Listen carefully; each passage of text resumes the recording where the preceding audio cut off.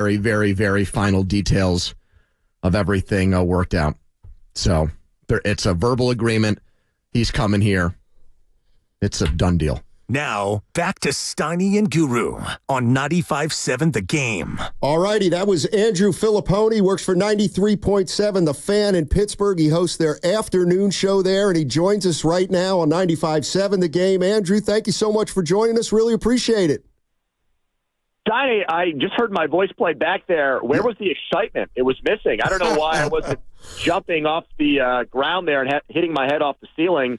I think it's because when you get such a bombshell story like this, you have a lot of nervous energy. Right. Especially when you're not an insider by trade. It's not what you do for a living. But you really, really trust the people you're getting the information from. Mm-hmm. And then there's that situation where these other people that are paid millions of dollars to do this don't have the story yet. Right. And you're like, oh, my God, what do I know that they don't know? But, and I'm sorry for this lengthy answer to start the interview. This is big. Really this is big. Yet. This is big. This is big information. Go ahead. Yeah.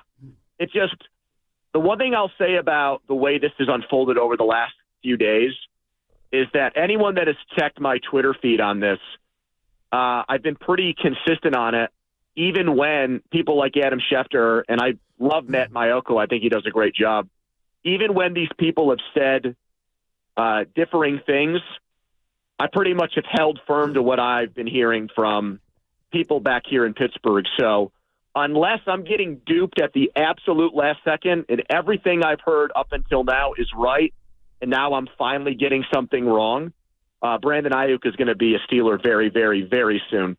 And Drew, I'm ready to just call out Kyle and John Lynch because I fought off fans early on. Brandon Aiyuk's catch radius, his route running, his ability to get loose at the line of scrimmage, it's up there. He's a top 6 receiver to me. But how are you going to lose the Super Bowl, almost win it twice, and then allow this kid to leave? And I guess my question, Andrew, and I think I know the answer, how good of a receiver is Brandon Aiyuk to Andrew Fillipponi? Well, Daryl, first of all, it's good to hear you ranting about the 49ers and not the Pirates for a change. Drew, okay, there you go, baby. 5 out, Andrew. I love your Pirates passion. I know our radio station does too, and so it's good to kind of have the shoe on the other foot here. Look, I think there's all kinds of questions about what you said. How does he fit here? I think the Steelers clearly view Aiyuk as a top 10 wide receiver. That's how they're going to pay him with this deal. You know, they have a history. It's interesting. They covet guys who beat their brains in.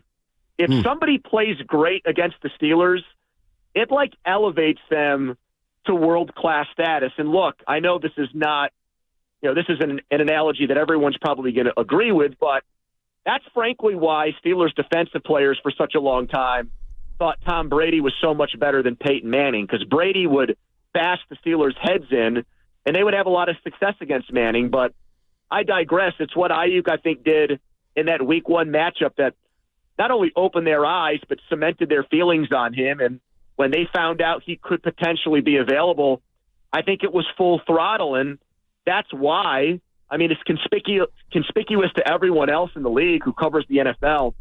Why have the Steelers left themselves so bare at wide receiver? Why is it George Pickens in a collection of bums? Well, it's because I believe all along Omar Khan and Mike Tomlin were confident that they could get this deal done with Aiyuk. So to answer your question, Daryl, I think they view him as a top 10 receiver, and I have him a little bit lower than that, but still a massive upgrade over the players they have on this roster right now. Andrew Fillipponi joining us on 95.7 The Game. 95.7 The Game. That's our station. His station is 93.7 The Fan in Pittsburgh. He's saying that Brandon Aiyuk essentially, and in a matter of time, will be a member of the Pittsburgh Steelers. What is your sense that the 49ers can get in return or will get in return for Brandon Aiyuk from Pittsburgh? Yeah, so the one thing I feel really good about saying is that I don't think a first-round pick is in this deal.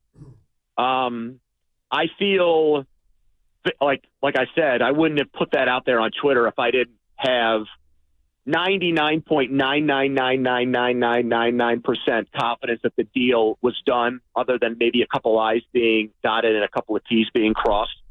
it's the part of the transaction of what's going back to San Francisco that I have less clarity on. I can just tell you the names that I've heard on the Steelers end that were discussed as a part of this deal. Those would be Dan Moore, who's been a starting left tackle, who frankly stinks for the Steelers over the last couple of years, and that's why they've drafted Broderick Jones and Troy Fautanu. James Daniels, who is a pretty good guard.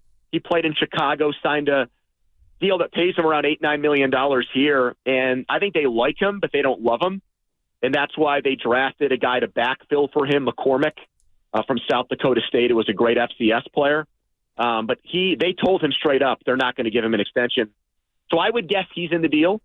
And then Calvin Austin, a very small wide receiver, but a guy that can make a big play.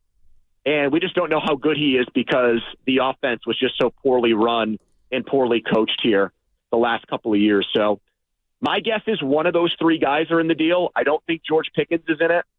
I don't think Pat Freiermuth, the tight end, is in it, even though I was told that was somebody that the 49ers did have interest in when they started talking about this deal. Drew, let's say, here in the next hour, we find out Aiyuk's a Steeler.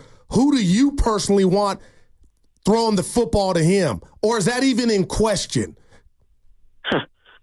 Well, it is a good question. My preference is Fields, but it's not something I'm not willing to die on that hill yet.